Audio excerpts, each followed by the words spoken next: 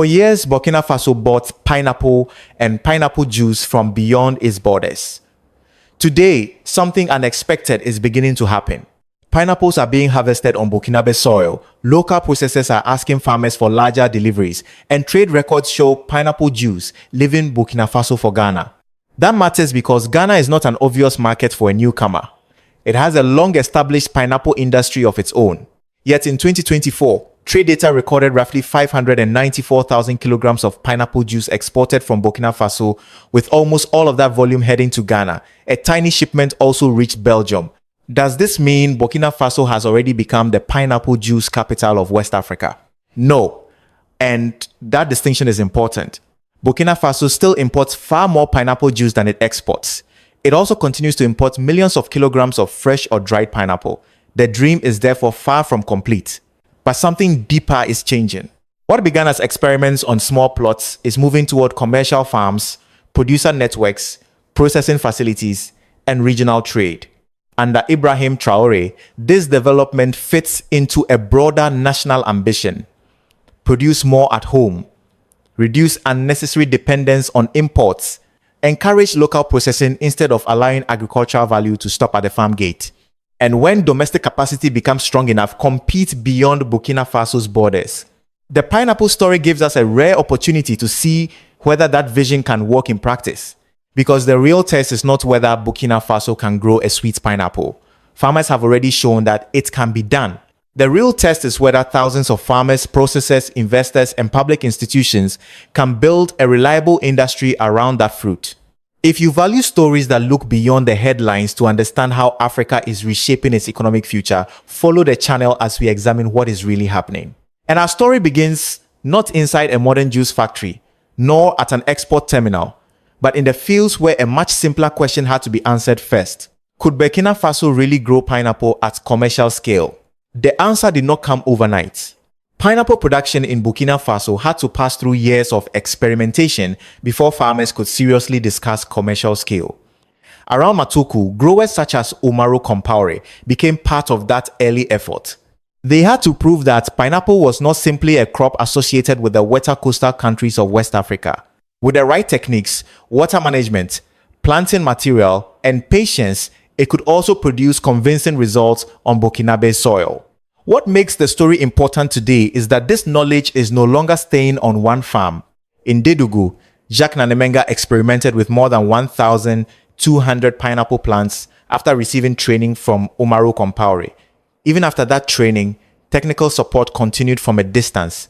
Near Ouagadougou, another producer established more than 2 hectares of pineapple at Kalzi, also benefiting from experience developed at the Joda farm.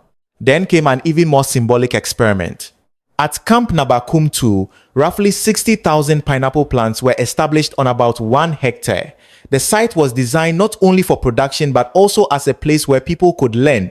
Water was stored and distributed through irrigation equipment, while growers applied techniques intended to manage flowering and protect developing fruit. President Ibrahim Traore personally visited that field in December 2024. His message extended far beyond pineapple. He argued that the military should contribute to national development as well as national defense, including through productive activities. Taken together, these farms reveal something larger than a collection of isolated experiments. Knowledge is beginning to move from experienced growers to newcomers. New production sites are appearing. Government institutions and even military facilities are becoming involved.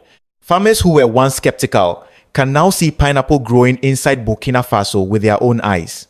But this is where expectations must remain realistic. A few hectares and tens of thousands of plants do not yet make an industrial pineapple sector. They prove possibility, not dominance. Burkina Faso has answered the first question. It can grow pineapple. The next question is much harder. Can it expand from scattered successful fields to the volume required by processors, supermarkets, and eventually export markets? At Matourkou, one ambitious harvest offers an early glimpse of what that next stage could look like. At Matourkou, the scale of the experiment is beginning to change. On a farm operated by the Burkinabe Council of Agropastoral and Fisheries sectors, roughly 5.5 hectares have been devoted to pineapple. When Agriculture Minister Ismail Sombi visited the site for the launch of the harvest, the expected production was striking. Officials projected approximately 400 tons of pineapple from the farm. That figure matters, but it must be described carefully. 400 tons was an expected harvest, not a final independently confirmed production total. Still, the projection gives us an idea of the level of ambition now surrounding this crop. The financial expectations are equally revealing. The sale of the fruit was projected to generate approximately 107 million CFA francs, equivalent to roughly $190,000 depending on the exchange rate. The sale of pineapple shoots for future planting was expected to generate another 60 million CFA francs, or roughly $106,000. Together, that represents projected revenue of around 167 million CFA francs, approximately $296,000. But revenue is not profit. Farmers must still pay for planting material, labor, fertilizer, irrigation, land preparation, transportation, maintenance, and the long period before the first harvest. Pineapple can require around 15 to 16 months in the production models we have examined. That means money can remain tied up in the field for well over a year. Even so, the importance of the Matourkou farm goes beyond its projected income. It demonstrates that pineapple can create two markets at the same time. The first is the obvious one, selling fruit for consumption and processing. The second is selling planting material to the next generation of growers.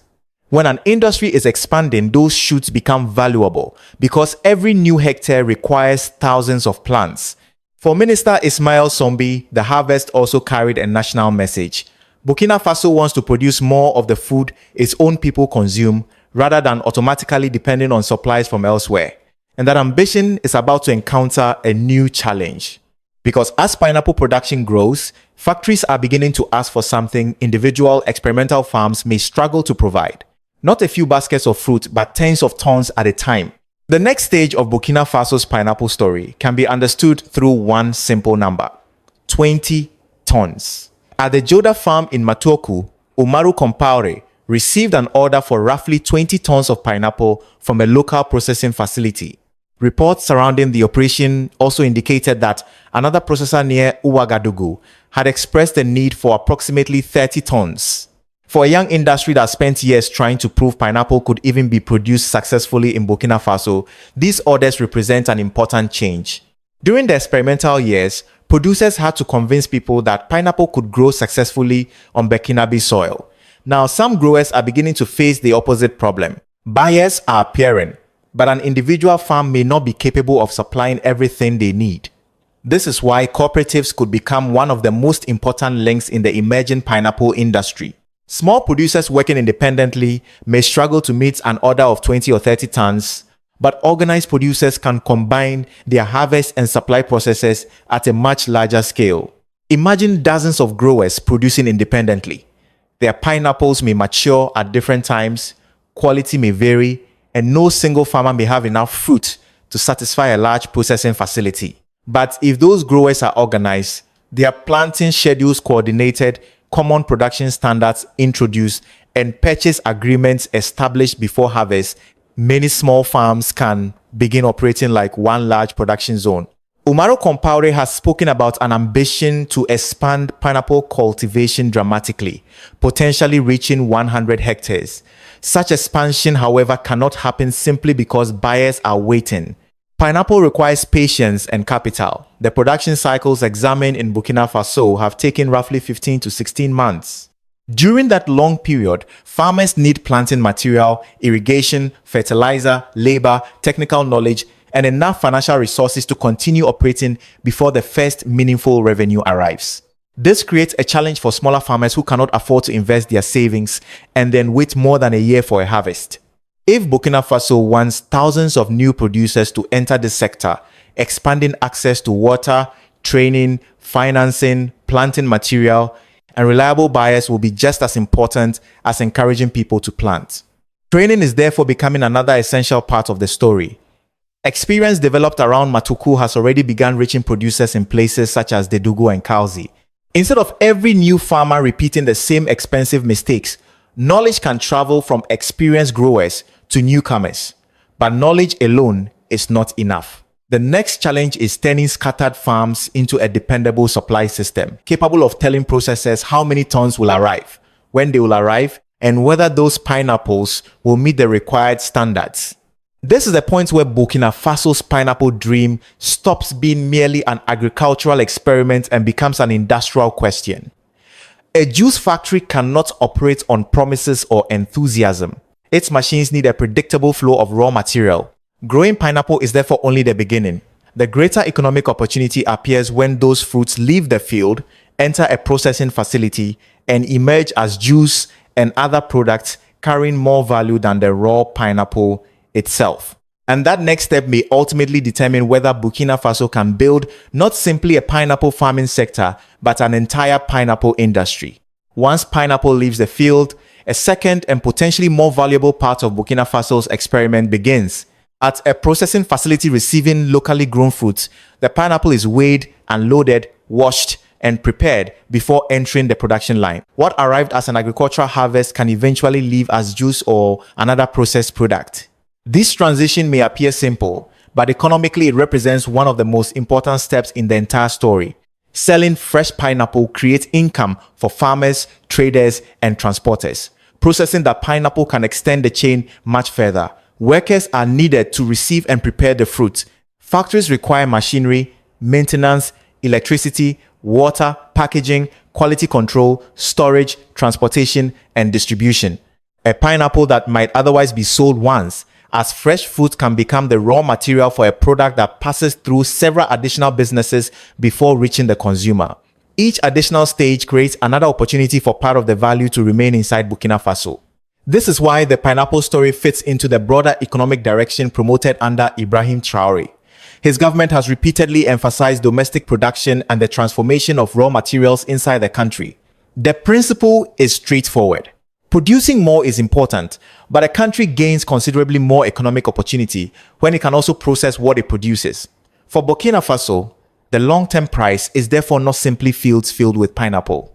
It is the ability to connect those fields to processing facilities capable of supplying stores at home and eventually larger markets across West Africa. But buying machines is easier than building a dependable agricultural supply chain. A processing line can be installed within months, while a pineapple crop may require roughly 15 to 16 months before harvest. If factories expand faster than the field supplying them, expensive equipment can sit idle because there is not enough fruit. Experience elsewhere in West Africa has already demonstrated this danger. Processing capacity alone does not create an industry. The farms and factories must grow together. That means Burkina Faso will need careful coordination. Farmers must know what processes require before planting. Processors need reasonable confidence about future harvest volumes. Cooperatives can help combine production from smaller farms, while technical training can improve consistency in fruit quality. Irrigation and financing become industrial concerns as much as agricultural concerns, because a factory depends on every one of those systems functioning long before the pineapple reaches its gate. If Burkina Faso can make these pieces work together, the transformation from fruits to juice could become much more significant than the success of any individual farm. It would mean moving from proving that pineapple can grow in the Sahel to proving that local agriculture can support local industry. And there is already evidence that some of the resulting pineapple juice is moving beyond Burkina Faso's borders. The destination of almost all of that recorded export volume is particularly surprising. It is Ghana. Ghana changes the meaning of Burkina Faso's pineapple story. According to international trade data for 2024, Burkina Faso recorded exports of roughly 594,000 kilograms of pineapple juice. Almost the entire reported volume, approximately 594,000 kilograms, was destined for Ghana. For a landlocked Sahel country still developing its own pineapple farms, that is an unusual trade flow and one worth examining carefully. The reason is simple. Ghana is not a country unfamiliar with pineapple. It has its own established production base and a history of supplying pineapple products to international markets. So when pineapple juice is recorded moving from Burkina Faso toward Ghana, the story becomes more interesting than a simple export statistic. It suggests that Burkina Faso is beginning to participate in a regional market where it was previously far easier to imagine the country primarily as a buyer. There was also another destination, trade records show a shipment of approximately 418 kilograms of pineapple juice from Burkina Faso to Belgium in 2024. That figure should not be exaggerated. 418 kilograms is tiny compared with commercial flows entering the European market, and it certainly does not mean Burkina Faso has conquered Europe. But it is still worth noting because even a small recorded shipment demonstrates that a commercial connection beyond West Africa is possible. Ghana, however, remains the far more significant signal. Regional trade can offer Burkina Faso advantages that distant European markets cannot. The country still faces transportation challenges because it has no coastline, but selling within West Africa can reduce some of the logistical distance involved in reaching consumers. Regional markets may therefore provide a more realistic first step for processors that are not yet ready to compete consistently in Europe. There is also an important warning behind these numbers. Trade statistics tell us that pineapple juice was exported from Burkina Faso, but they do not by themselves prove that every pineapple used to make that juice was grown inside the country. Burkina Faso continues to import substantial quantities of pineapple products. So the strongest conclusion is not that a fully domestic pineapple juice export industry has already been completed. It is that an export channel exists, while local production capacity is simultaneously being expanded. That distinction matters because it defines the opportunity ahead. If Burkina Faso can gradually replace imported raw material with fruit grown by its own farmers, then more of the value behind future exports could remain at home. The journey to Ghana would then represent more than a trade transaction. It could connect Burkinabe fields, Burkinabe workers, and Burkinabe processing facilities to a wider West African market. But before celebrating that possibility, we need to confront the number that makes the entire story much more complicated. Burkina Faso still imports far more pineapple juice than it exports. This is where the pineapple story meets an uncomfortable reality. Burkina Faso may have begun exporting pineapple juice, but the country remains heavily dependent on imports. In 2024, trade data recorded approximately 5.46 million kilograms of pineapple juice entering Burkina Faso. Compare that with roughly 594,000 kilograms recorded as exports. By volume, imports were therefore about 9 times larger than exports. That is not the profile of a country that has already become the pineapple juice center of West Africa. The same pattern appears when we look at the fruit itself. Burkina Faso imported roughly 4.4 million kilograms of fresh or dried pineapple in 2024, with most of that supply coming from Benin and Togo. These numbers reveal just how much ground domestic producers still have to cover. A few successful farms, a 400-ton projected harvest, and several large orders from processors are encouraging signs, but they remain small pieces of a much larger national market. Yet this weakness also reveals Burkina Faso's greatest opportunity. The country does not need to search thousands of miles away for its first major customers. They already exist at home. Every imported pineapple and every container of imported pineapple juice represents domestic demand that local farmers and processors could potentially serve. If Burkina Faso can replace even part of those imports with reliable local production, it can expand its industry before depending heavily on distant export markets. This changes the economic logic of the entire project. Instead of trying to become a major European supplier immediately, Burkina Faso can build capacity in stages. First, increase domestic pineapple production. Second, connect farmers to processors. Third, replace a growing share of imported fruit and juice. Fourth, use the experience, scale, and quality gained at home to expand sales across West Africa. Export growth would then be built on a stronger domestic foundation rather than on a handful of isolated shipments. But import substitution is not automatic. Local pineapple must compete on price, quality, and reliability. Processors cannot choose domestic fruit simply because it carries the Burkinabe name if supplies arrive late, quality changes from one harvest to another, or production costs become too high. Farmers therefore need irrigation, affordable planting material, financing, training, transportation, and predictable buyers. National pride may encourage consumers to buy local products, but an industry survives only when those products can consistently satisfy the markets. This is why the millions of kilograms Burkina Faso still imports should not be hidden from the story. They are evidence that the country has not yet achieved its ambition, but they also show exactly where the opportunity lies. The first great market Burkina Faso's pineapple industry needs to win is Burkina Faso itself. And understanding why the government believes this matters brings us directly to Ibrahim Traore and the larger economic philosophy behind the country's push to produce, process, and consume more at home. To understand why pineapple has become more than an agricultural experiment, we need to examine the wider economic direction promoted by Ibrahim Traore. It would be misleading to claim that Traore personally created Burkina Faso's pineapple industry. Farmers were experimenting with the crop before his government came to power, and the progress seen today depends on growers, technicians, processors, businesses, and agricultural institutions. His more important role has been to place these activities inside a broader national strategy centered on producing more at home. Food sovereignty has become one of the central themes of that strategy. Under Traore, the government has directed major resources toward agriculture, including tractors, irrigation equipment, seeds, fertilizer, and other production tools. Young people have been encouraged to organize themselves into cooperatives so they can participate more effectively in agricultural programs. The message is straightforward. Burkina Faso should increase its capacity to produce what its population consumes rather than remain unnecessarily dependent on imports. Traore's connection to pineapple became particularly visible when he visited the roughly 60,000 plant pineapple project at Camp Nabakum 2 in December 2024. There, his message went beyond farming. He argued that the military should contribute not only to defending the country but also to national development. The pineapple field therefore became a demonstration of a wider idea.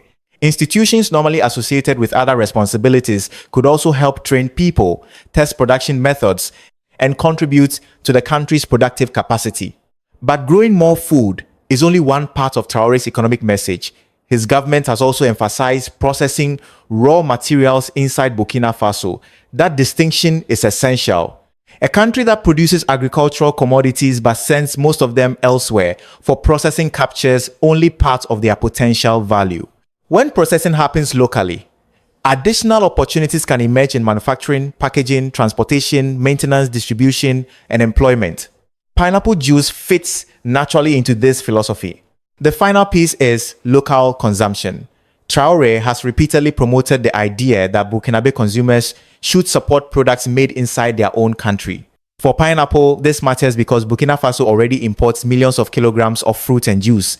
If local farms and factories can satisfy a growing share of that existing demand, domestic consumers can provide the foundation on which a larger industry is built.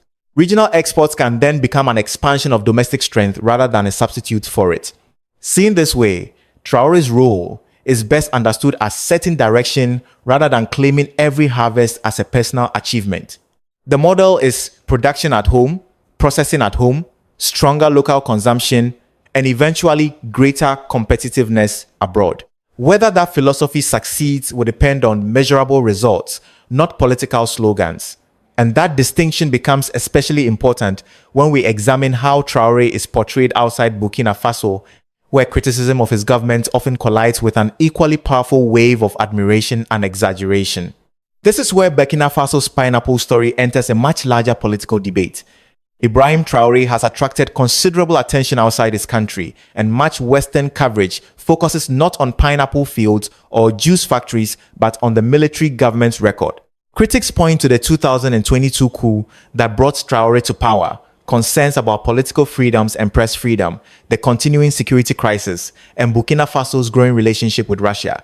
These are serious questions, and an honest assessment of the country's economic direction cannot simply pretend they do not exist. At the same time, there is no credible evidence that Western governments are trying to stop Burkina Faso from producing pineapple or developing a domestic juice industry. That claim would turn a complicated situation into a convenient political story. In fact, international institutions associated with a Western-led financial system continue to support Burkina Faso's agricultural development. In 2026, the World Bank approved an agricultural transformation project worth approximately $215.9 million, designed to improve productivity, processing capacity, access to markets, private investment, and employment. This creates an important counter-argument. Criticism of Traore's political system does not automatically prove that his agricultural policies are failing. The World Bank itself has reported that Burkina Faso's economy continued to grow and that stronger agricultural performance contributed to that expansion. The International Monetary Fund has also continued working with Burkina Faso while recognizing agricultural investment as important for food security. In other words, political criticism and measurable agricultural progress can exist at the same time. But supporters of Traore must apply the same standard. Social media has produced exaggerated stories presenting him as a leader who has already transformed nearly every part of Burkina Faso's economy. Some viral claims rely on misleading information, artificial intelligence-generated images, or achievements that cannot be verified. Burkina Faso does not need invented victories. Real pineapple fields, real processing orders, real agricultural investment, and recorded trade flows are more convincing than propaganda precisely because they can be examined. And the real obstacles remain formidable. Agriculture is still vulnerable to rainfall and climate conditions. Farmers need greater access to irrigation and financing. Security problems can disrupt production and transportation. A landlocked country faces additional costs when trying to reach distant ports. Pineapple producers must also maintain consistent quality while waiting 15 months or longer for a crop. None of these problems disappear because a government announces a policy or because a successful harvest receives national attention. The fair test, therefore, is neither Western approval nor online admiration. It is whether Burkina Faso can turn promising projects into a system that works year after year. Can farmers earn sustainable incomes? Can factories obtain enough fruit to keep their machines running? Can local products compete with imports? Can regional exports grow without depending on temporary circumstances? Those questions will decide the future of the pineapple industry. And they lead to the final question of this story. What would Burkina Faso actually have to achieve before it could honestly call itself a pineapple juice center of West Africa? Burkina Faso has not yet become the pineapple juice center of West Africa.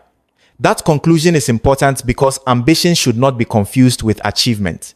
Countries such as Benin already possess larger pineapple production systems, while Burkina Faso still imports millions of kilograms of pineapple and pineapple juice. To change that balance, successful farms must become large and reliable production zones. Irrigation must expand. Farmers need affordable financing, processors need consistent quality, and factories must receive enough fruit to operate continuously. A modern processing line means little if the machines stop because there are no pineapples to feed them. But what Burkina Faso has already accomplished should not be dismissed either. A crop once treated largely as an experiment is now appearing on commercial farms. Producers are sharing technical knowledge. Cooperatives are being encouraged. Processing facilities are purchasing local harvests. A farm has received an order of 20 tons, another processor has expressed demand for 30 tons, and a 5.5 hectare project has projected a harvest of roughly 400 tons. Most strikingly, international trade records show pineapple juice moving from Burkina Faso into Ghana, with a very small recorded shipment also reaching Belgium. The lesson for the rest of Africa is not that every country should begin planting pineapple. The deeper lesson is to examine what a nation imports that its own farmers and businesses could realistically produce. For Mali, Niger, or another African economy, the opportunity might be a completely different crop or product. The principle remains the same. Build production capacity, organize farmers, connect them to processors, serve the domestic market, and then export increasingly valuable products instead of depending only on raw commodities. Economic sovereignty also does not require isolation. Burkina Faso can pursue greater domestic production while trading with Ghana, working with international financial institutions, importing technology, and eventually reaching consumers far beyond the Sahel.